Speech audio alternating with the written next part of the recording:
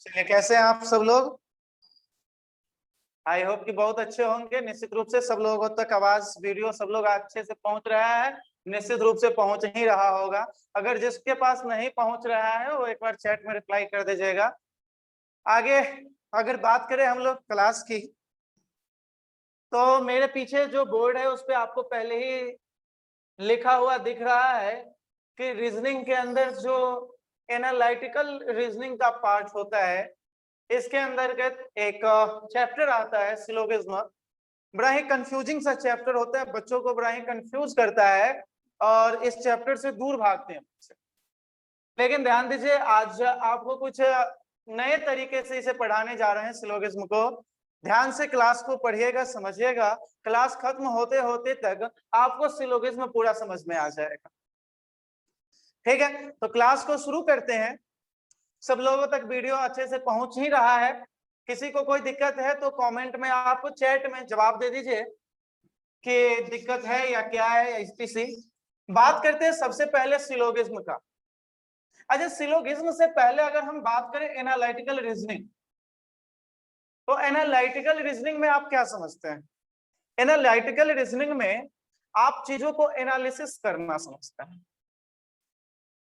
ठीक है, और उसी के अंतर्गत आता है सिलोगिज्म। और सिलोगिज्म जो है वो क्या है? तो सिलोगिज्म जो है उसका डिफिनेशन हम यहाँ आपको लिखते हैं, देखिएगा। क्या सिलोगिज्म यही है?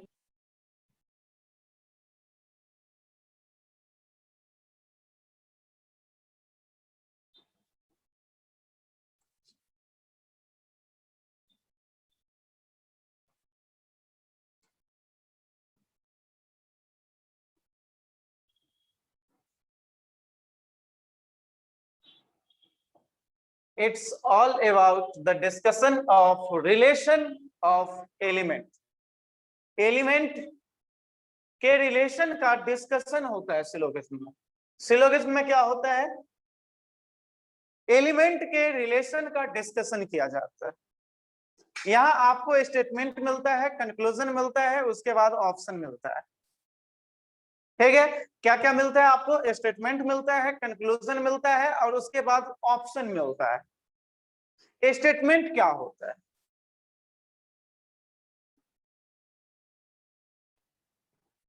कोई आदमी जानते हैं? अगर किसी को पता हो स्टेटमेंट का डिफिनेशन आप क्या दे सकते हैं?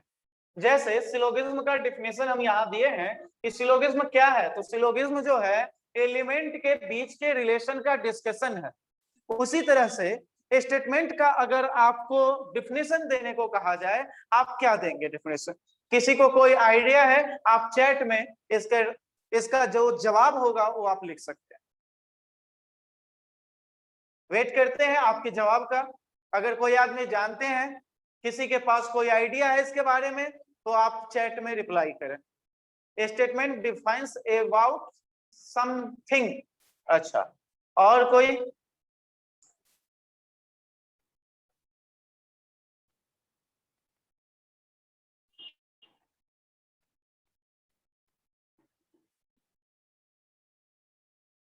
और कोई? एक रिप्लाई आया है, स्टेटमेंट डिफाइंस अबाउट समथिंग।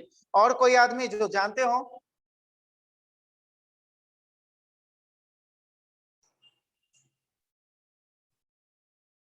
देखिए,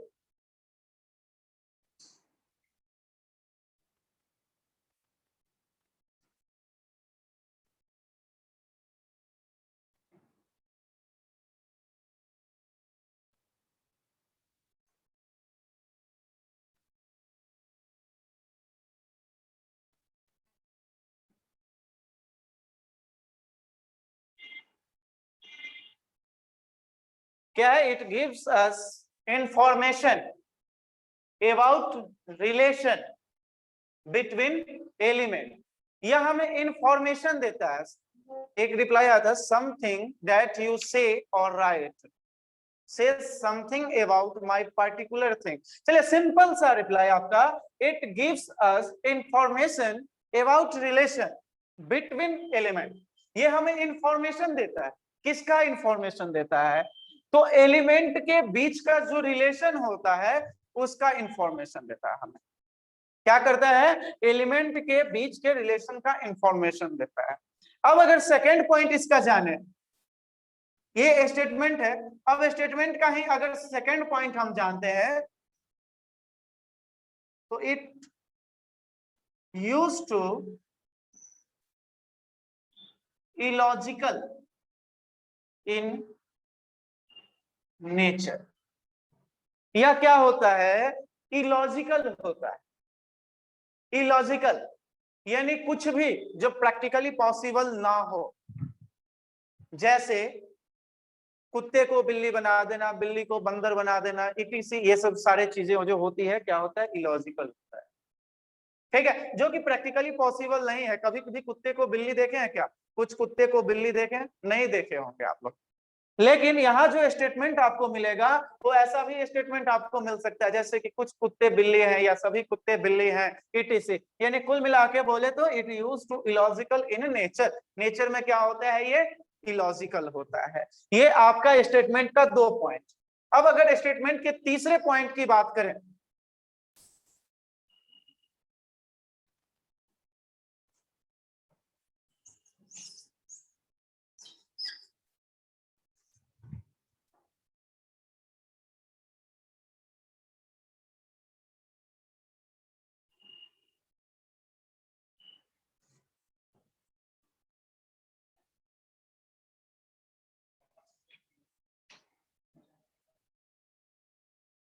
we have to accept it as universal truth.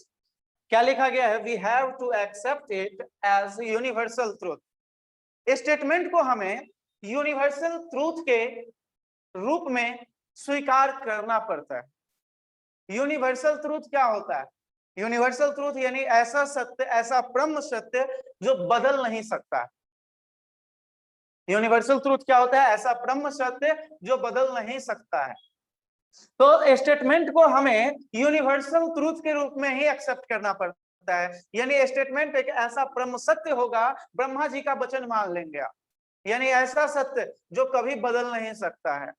अगर लिख दिया गया कि कुछ आदमी बंदर है तो आपको मान लेना है कुछ आदमी बंदर है, लेकिन किसी आदमी को बंदर देखे हैं, नहीं देखे होंगे। तो पहले ही बताएं इलॉजिकल होता है, लेकिन इलॉजिकल को हमें मानना पड़ता है। कैसे मानना पड़ता है, यूनिवर्सल ट्रूथ के रूप में। ये आपका स्टेटमेंट है। स्टेटमेंट के टाइप्स की बात करते हैं, कितने टाइप्स के स्टेटमेंट होते हैं। पहले आप जाने हैं सिलोगिज्म क्या होता है।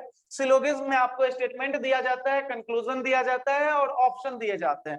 तो पहले आप जाने स्टेटमेंट के बारे में, स्टेटमेंट को कैसे हम डिफाइन कर सकते हैं, स्टेटमेंट का क्या नेचर होता है, स्टेटमेंट को कैसे हमें स्वीकार करना पड़ता है।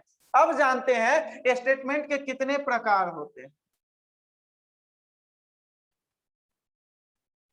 कोई आदमी बताएगा स्टेटमेंट के कितने प्रकार होते हैं? अगर किसी के पास कोई आइडिया है आप चैट में रिप्लाई करें। स्टेटमेंट के कितने प्रकार होते हैं?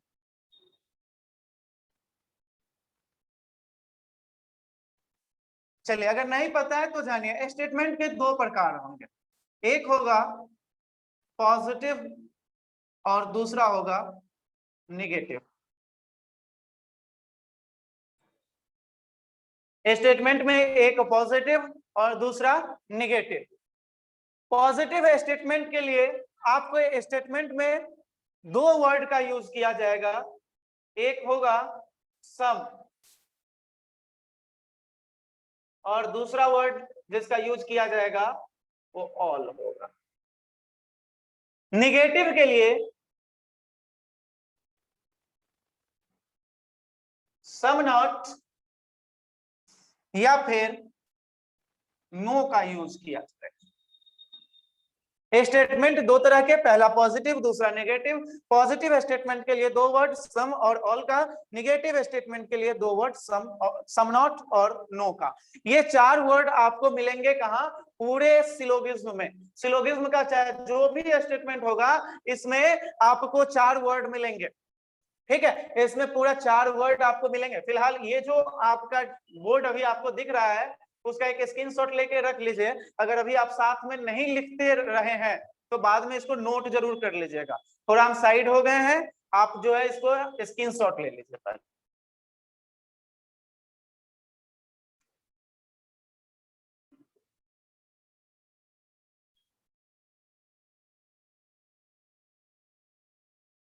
चलिए ठीक है, इतना अगर आप ले लिए हैं, एक स्क्रीन शेयर के द्वारा अभी आपके पास एक स्क्रीन पे जाएगा, उसको भी आप इमेज लेके रख लीजिएगा, उसका भी स्क्रीनशॉट लेके रख लीजिएगा। स्टेटमेंट जो आपको बताए हैं पॉजिटिव और नेगेटिव दो प्रकार के होते हैं। पॉजिटिव और नेगेटिव जो दो प्रकार के होते हैं, इसमें पॉजिटिव में सम और ऑल का यूज किया जाता है, नेगेटिव में सम नॉट और नो का यूज किया जाता है। लेकिन सम और सम नॉट और नो के लिए कुछ स्पेशल वर्ड का भी यूज किया जाता है, जिसको सेकेंडरी कीवर्ड कहते हैं। ये सेकेंडरी कीवर्ड अभी आपके डिस्प्ले पे डिस्प्ले हो रहा है, आप इसका स्क्रीनशॉट लेके रख लें।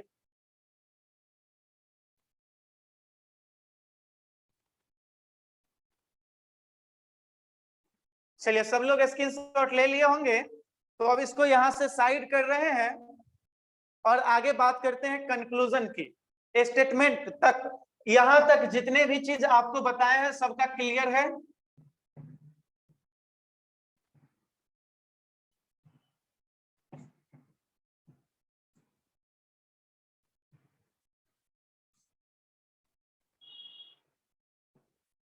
चलिए, सब लोगों का क्लियर है? ठीक है, क्लियर है तो अब बात करें कंक्लूजन की।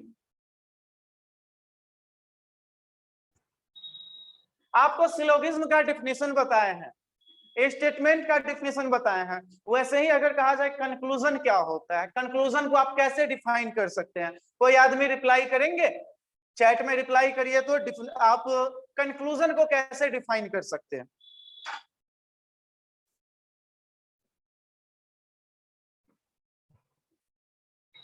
Summary of something. चलिए देखते हैं, सब लोग रिप्लाई करिए जो आप कह सकते हैं कंक्लूजन को।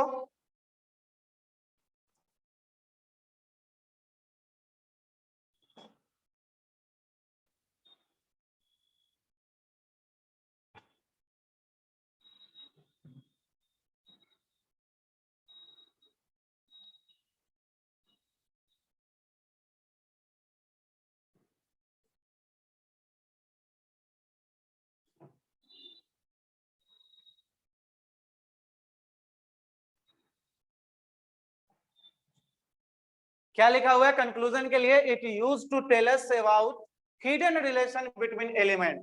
एलिमेंट के बीच के रिलेशन, एलिमेंट के बीच के रिलेशन को बताने का काम करता है स्टेटमेंट, लेकिन एलिमेंट के बीच के हिडन रिलेशन को बताने का काम करता है कंक्लूजन। बस थोड़ा सा अंतर है, ध्यान से समझिएगा। स्टेटमेंट के एलिमेंट के बीच के रिलेशन को बताने का काम कौन करेगा? स्टेटमेंट। और एलिमेंट के बीच के हिडन रिलेशन को, छुपे हुए रिलेशन को बताने का काम कौन करेगा? कंक्लूजन। और जिस तरह से स्टेटमेंट का प्रकार होता है, उसी तरह से कंक्लूजन के भी दो प्रकार होते हैं। स्टेटमेंट के भी दो प्रकार होते हैं, कंक्लूजन के भी दो प्रकार होते हैं। ठीक है, स्टेटमेंट का दो प्रकार होता है, पॉजिटिव नेगेटिव। कंक्लूजन का दो प्रकार जो होगा, पहला होगा definite,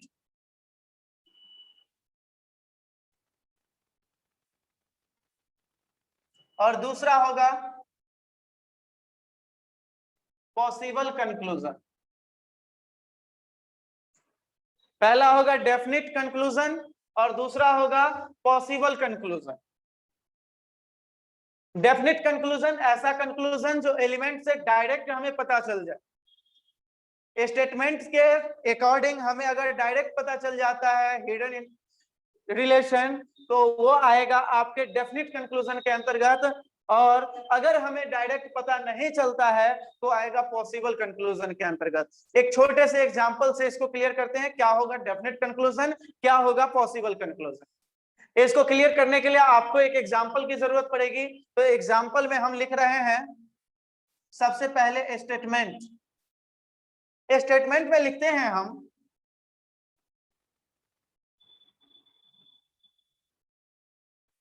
all A is B.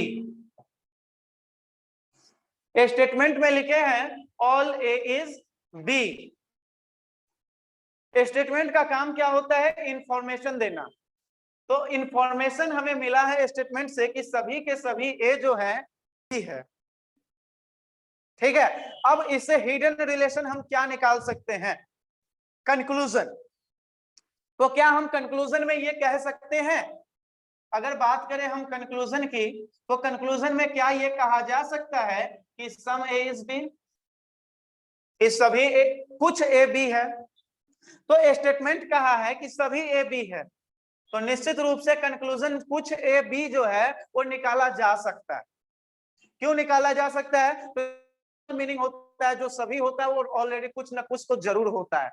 अगर एक प्रैक्टिकल एग्जांपल से समझे तो आप ऐसे समझ सकते हैं कि सभी मुजफ्फरपुर बिहार में है, पूरे के पूरे मुजफ्फरपुर कहाँ है, बिहार में है। और जब पूरा का पूरा मुजफ्फरपुर बिहार में है तो मिठनपुरा भी जो होगा वो बिहार ही में होगा या बिहार से बाहर होगा, निश्चित रूप से बिहार में ही होगा।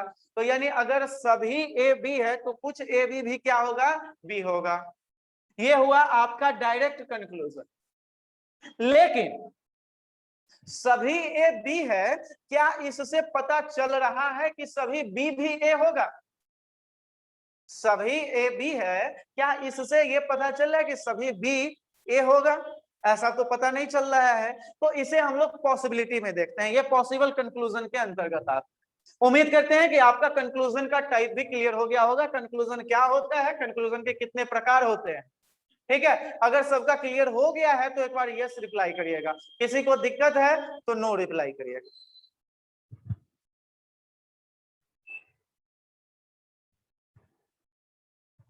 चलिए यस यस यस यस, सब लोगों का यस आ रहा है। चलिए शुभम सिंह नो, क्या प्रॉब्लम है शुभम सिंह, एक बार फिर से क्लियर करते हैं।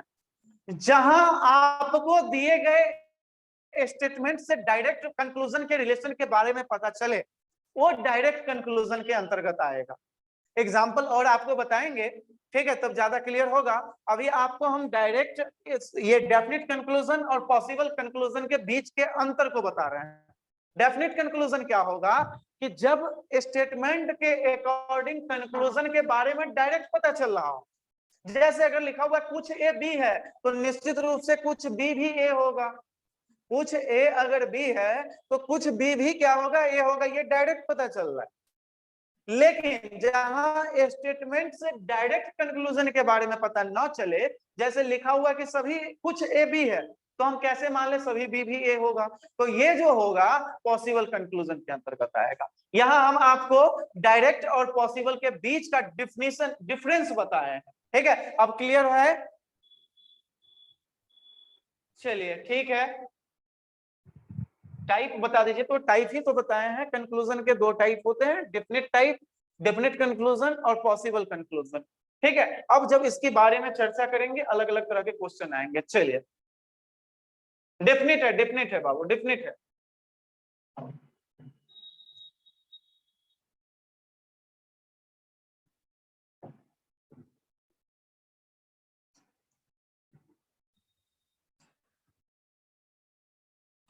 अब इसको सॉल्व करने का कुछ बेसिक तरीका देखिए, जहां तक बात करते हैं, पहले ही आपको क्लास में बताए हैं, ये चैप्टर के लिए सिलोगिज्म के लिए कि बड़ा ही कंफ्यूजिंग सा चैप्टर होता है, बड़ा ही कंफ्यूजन पैदा करता है। लेकिन आपको कॉन्सेप्ट पूरा क्लियर रखना है। आपको जैसे बता रहे हैं पूरे एक एक चीजों के बारे में कॉन्सेप्ट को क्लियर करते हुए चल रहे हैं। अगर कॉन्सेप्ट क्लियर होगा आपको कहीं भी कोई कंफ्यूजन क्रिएट नहीं होगा। क्वेश्चन में बनाने के समय जो रिएक्शन टाइम होता है वो भी बड़ा ही शॉर्ट हो जाएगा। बड़े जल्दी आप क्वेश्चन को सॉल्व कर सकते हैं जब आपका कॉन्सेप्ट क्लियर होगा। तो कॉन्सेप्ट को क्लियर करते हुए चलिए। चलिए ठीक है, ये मुबारकबाद बाद में भी ले लेंगे, वैसे धन्यवाद। आगे बात करते हैं कि जब हम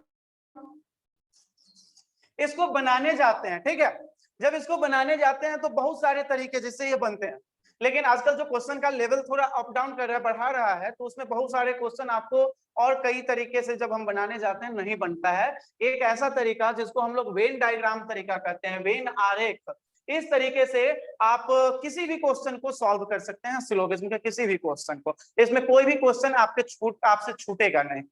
ठीक है, कोई भी क्वेश्चन आपसे नहीं छूटेगा। बस तरीका क्या है, वेन आरेख। और ये कोई नया चीज नहीं है, पहले ही सेट थ्योरी वगैरह में आप लोग पढ़े होंगे। वैसे थोड़ा सा आपको वेन डायग्राम के बारे में भी बता दें। सब लोगों को बस धैर्य रखना है, पेशेंस रखना है, चीजों को अच्छे से समझना है, कॉन्सेप्ट को क्लियर करते चलना है। अगर कॉन्सेप्ट क्लियर हो जाएगा कोई प्रॉब्लम नहीं होगा। वेन आरेख में मेनली जो 4 चीजें आपको स्टेटमेंट में बताए हैं कि 4 तरह की चीजें मिलेंगे आपको। एक मिलेगा ऑल, फिर मिलेगा सम, फिर मिलेगा सम नॉट, और एक फिर मिलेगा नो का। ये 4 जो वर्ड आपको मिलेगा, इस 4 वर्ड में कैसे हम रिलेशन को डिफाइन करेंगे, ठीक है। तो एग्जांपल अगर हम लिखते हैं ऑल ए इज बी, तो इसके लिए आपका जो डायग्राम बनेगा कुछ इस तरह से बनेगा। ऑल ए इज बी, सभी ए क्या है, बी के अंदर आ जाएंगे। ए का जितना भी पार्ट है वो सारा का सारा पार्ट क्या होगा, बी के अंदर होगा। वहीं अगर लिखा जाए सम ए इज बी, तो क्या होगा, ए का कुछ पार्ट क्या होगा, बी के अंदर होगा।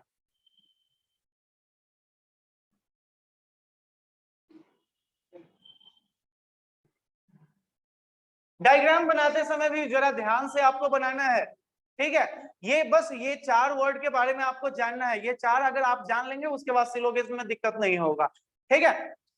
ऑल में क्या करना है आपको, जैसे ही कहा गया ऑल ए इज बी, आप ए के सारे पार्ट्स को बी के अंदर रखेंगे। और ए अगर ए के बारे में कहा गया कुछ ए बी है तो ए के कुछ पार्ट को बी के अंदर रखेंगे। जैसा कहा गया है आप बिल्कुल वैसा ही बनाएंगे, ठीक है। कई बार ऐसे भी लोग करते हैं कि सम ए इज बी करना है तो बी को यहाँ रख देंगे और ए को यहाँ रख देंगे, जो कि क्या होता है, गलत होता है, ठीक है। ऑल ए इज बी बनाने जाते हैं तो कुछ लोग ऐसे बना देते हैं कि ए इक्वल टू बी है। अरे भाई, all A is B, not all B is A. यहाँ स्टेटमेंट में क्लियर नहीं है, और स्टेटमेंट में जो चीज क्लियर नहीं होगा आप वो काम नहीं करेंगे, क्योंकि पहले ही आपको स्टेटमेंट के बारे में क्या बताए हैं कि हमें स्टेटमेंट को वैसे ही स्वीकार करना पड़ता है जैसा वो दिया होता है, यानी यूनिवर्सल ट्रूथ के रूप में स्वीकार करना होता है, अपने मन से ज्यादा नहीं सोचना है, ठीक है। चलिए तो बात करते हैं, जितना दिया जाए उतना ही करना है। पहला हम लोग कर चुके हैं ऑल ए इज बी, सभी ए बी है, सम ए इज बी, तो कुछ ए बी है। फिर अगर कहा जाए नो ए इज बी, तो जब सभी ए बी है तो सारा का सारा ए बी के अंदर हो गया। जब कुछ ए बी है तो कुछ ए बी के अंदर हो गया। और जब कोई ए अगर बी नहीं है तो क्या होगा, कोई भी ए जो होगा वो बी के अंदर नहीं होगा, ठीक है। कोई भी ए बी के अंदर नहीं होगा। और आपको यहाँ एक कट का निशान भी लगा देना जरूरी होगा, आगे आपको कंक्लूजन को सॉल्व करते समय कंफ्यूजन क्रिएट नहीं होगा। ये अगर कट का निशान लगाएंगे तो डायरेक्ट अगर आप रखेंगे उससे भी नो इशू, कोई प्रॉब्लम नहीं है, लेकिन कंक्लूजन सॉल्व करते समय आपको जो है वो कंफ्यूजन क्रिएट होने लगेगा कि ए का बी के साथ नहीं है रिलेशन, ठीक है। ये आपको पता होना चाहिए, ठीक है। ये ए और बी के बीच क्या है, निगेटिव रिलेशन है। ए का कोई भी पार्ट बी से टच नहीं हो सकता है। ऐसा समझ लीजिए कि ए और बी के बीच दुश्मनी है, झगड़ा हो गया है, ठीक है। अब बात करते हैं सम नॉट ए की। अगर लिखा हुआ है सम ए इज नॉट बी, तो सम ए इज नॉट बी के लिए आप डायग्राम कैसे बनाते हैं। सम ए इज नॉट बी, अगर आप वेन डायग्राम के डायरेक्ट कॉन्सेप्ट को देखेंगे तो कुछ इस तरह से बनता है।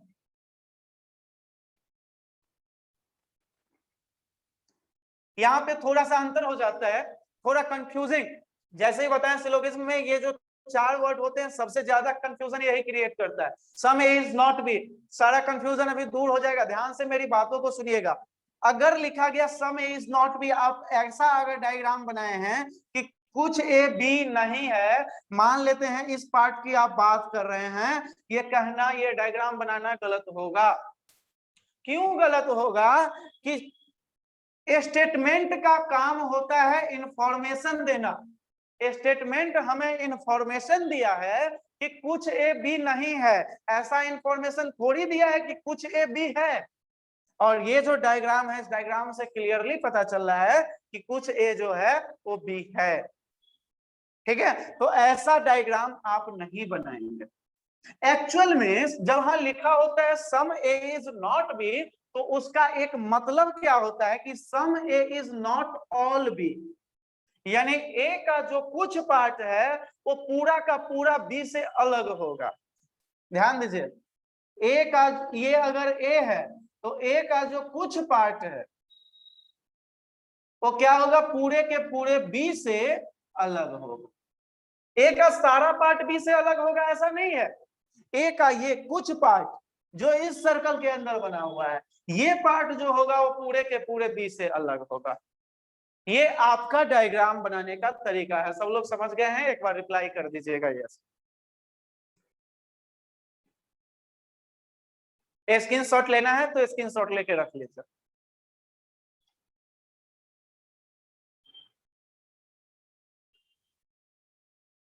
फिर से लास्ट वाला यानी सम नॉट वाला एक बार फिर से, ठीक है, ध्यान से समझिएगा। सम नॉट एक बार फिर से ध्यान दीजिए। Some A is not B, that means some A is not all B. Some A is not B, that means some A is not all B. यानी कुछ ए बी नहीं है, इसका मतलब होता है कि कुछ ए पूरा का पूरा बी नहीं है। ए का जो कुछ पार्ट होगा, फिर से बनाते हैं, ध्यान से देखिएगा। ये अगर ए है तो ए का कुछ पार्ट, ये वाला पार्ट बी नहीं होगा। Some A is not B, that means some A is not all B. यानी ए का कुछ पार्ट पूरा का पूरा बी से अलग होगा। बाकी पार्ट्स हो सकते हैं या नहीं भी हो सकते हैं, ठीक है, लेकिन जो कुछ पार्ट है उसकी बातें कर रहा है कि पूरा का पूरा बी नहीं होगा। इसका जो एक दूसरा डायग्राम बनता है, ऊपर बना रहे हैं कुछ इस तरह से जो लोग बनाते हैं, ठीक है, बुक में भी कई बार आपको दिखता है। और सबसे बड़ी बात होता है, बुक को तो पूरा सत्य मान लेते हैं, लेकिन उसके अगर उसमें कुछ गलती भी लिखा हुआ है उसको एकदम परम सत्य मान लेंगे। उसके बारे में अगर कहा जाए कि नहीं यह गलती है तो मानने के लिए तैयार ही नहीं होते। लेकिन मानिए आप, ठीक है, यहाँ जो है अगर ऐसे आप डायग्राम बनाते हैं तो इसका तो ये मतलब हो गया कि कुछ ए बी भी है और कुछ ए बी नहीं भी है। आपका स्टेटमेंट कह रहा है सिर्फ और सिर्फ नहीं वाले के लिए, निगेटिव रिलेशन वाले के लिए, तो पॉजिटिव रिलेशन वाला कैसे आप बनाएं? ठीक है, तो आप ऐसा नहीं करेंगे, ऐसा करेंगे। किसी को समस्या नहीं है? समस्या स्क्रीनशॉट लेके रख लीजिए, फिर इसको हटाएंगे, क्वेश्चन पे चलेंगे।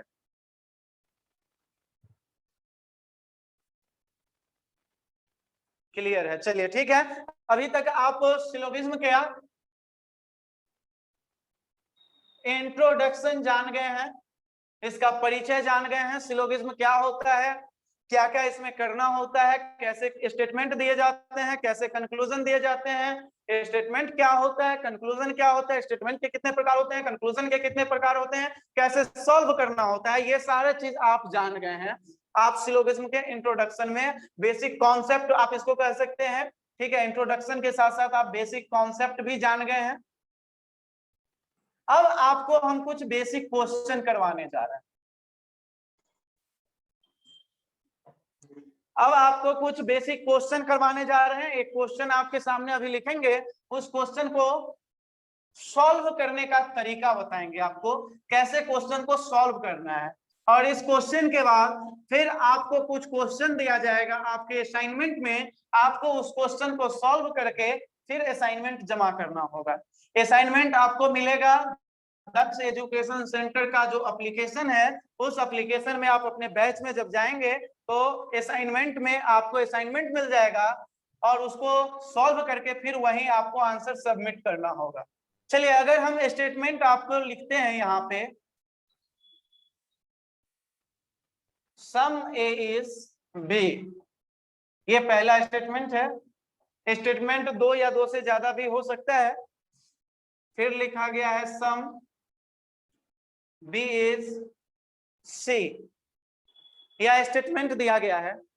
अब इससे आपको डायग्राम बनाना है, तो इसका डायग्राम कैसे बनेगा? सम वाला डायग्राम अभी सिखाए हैं आपको कि जब लिखा रहे सम ए इज बी तो कुछ इस तरह से डायग्राम उसका बनेगा, जिसमें ये ए होगा, ये बी होगा। हम इस पार्ट की बात कर रहे हैं, किस पार्ट की बात कर रहे हैं? सम ए इज बी का मतलब हुआ ए और बी के कॉमन पार्ट की बात कर रहे हैं। ध्यान दीजिएगा, ब्लैंक पार्ट के लिए आपके पास कोई इंफॉर्मेशन नहीं है। जितना इंफॉर्मेशन रहेगा आप उतना ही काम करेंगे, जिसके बारे में कोई इंफॉर्मेशन नहीं रहेगा आप उसके बारे में कोई काम नहीं करेंगे। आपको इंफॉर्मेशन ए और बी के रिलेशन के बारे में है कि ए का कुछ पार्ट बी है, तो आप ए के कुछ पार्ट को बी में कॉमन कर दिया। अब अगला इंफॉर्मेशन आपको मिला है सम बी इज सी, यानी बी के कुछ पार्ट को आप क्या करेंगे, सी में डालेंगे। कुछ लोग क्या करते हैं, इस तरह से ए बना के यहाँ बी बना के और यहाँ सी कर देते हैं।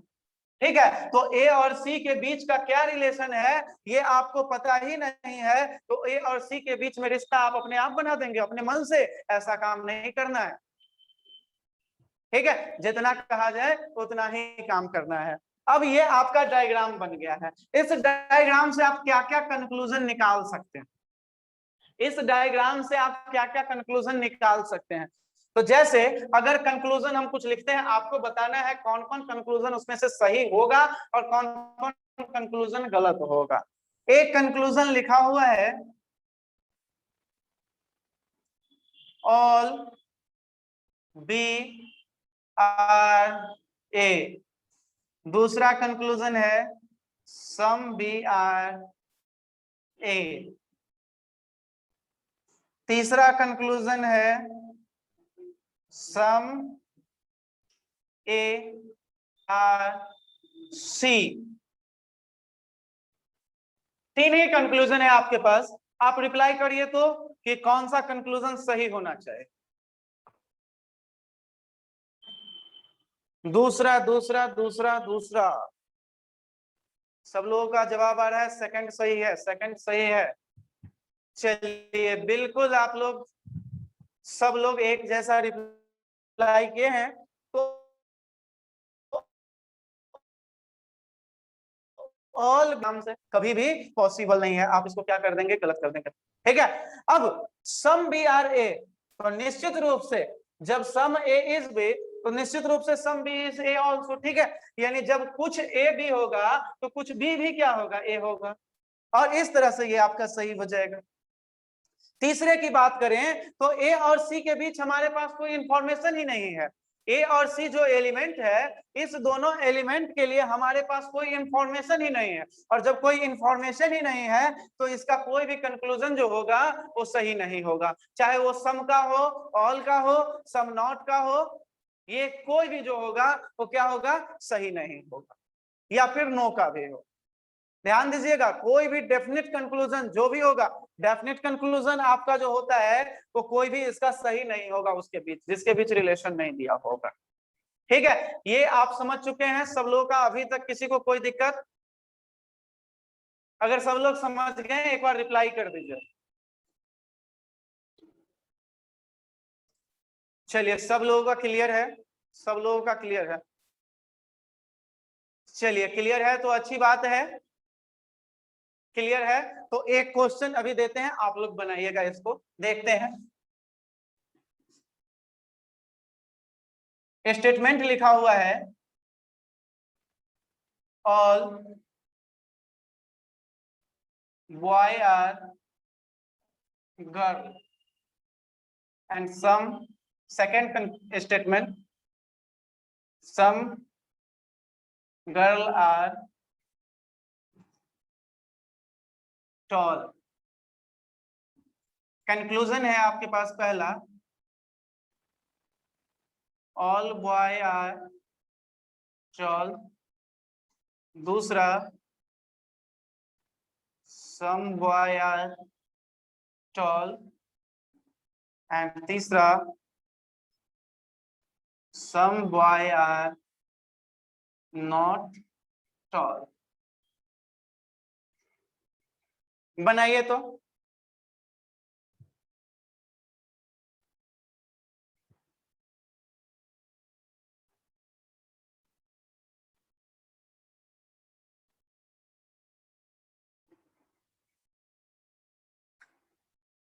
आइदर 2 और 3, आइदर के बारे में अभी कोई चर्चा ही नहीं किए हैं। ठीक है, तो इसलिए आप वैसे चलिए, आप पहले से ही आइदर के बारे में रिप्लाई किए हैं, नो इशू। 2 एंड 3 को कोई लोग सही बोल रहे हैं, कोई लोग 2 आइदर 3 को सही बोल रहे हैं। वैसे एंड और आइदर में अंतर होता है, इस चीजों को ध्यान दीजिएगा।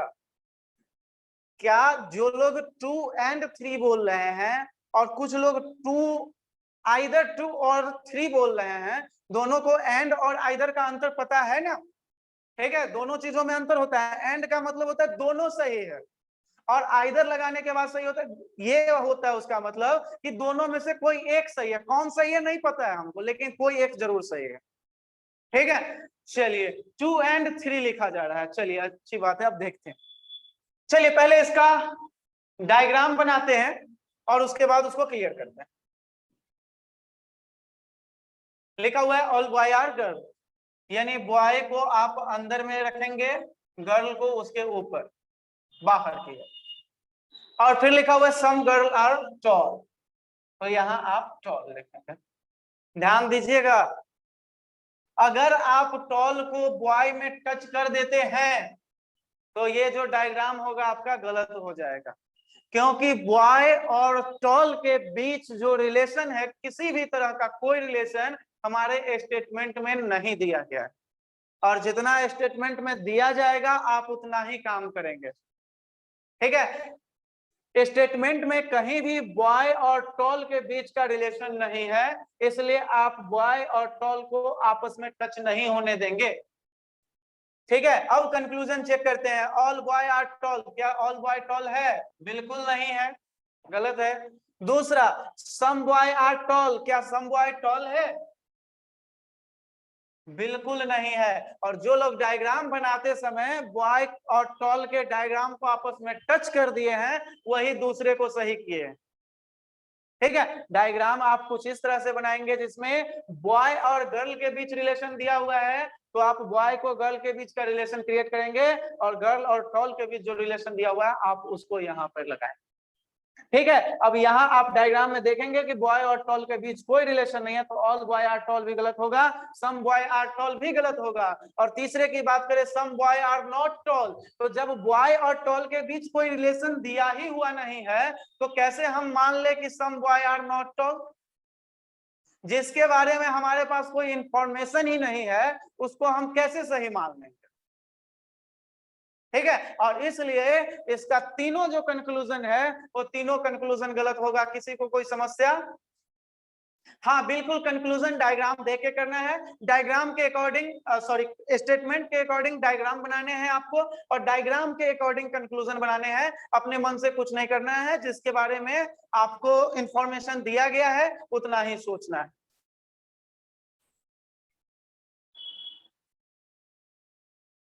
हाँ, सभी बॉय गर्ल है तो सारे के सारे बॉय गर्ल के अंदर आएंगे, और कुछ गर्ल जो है वो टॉल है तो कुछ गर्ल जो है वो टॉल के अंदर आएंगे।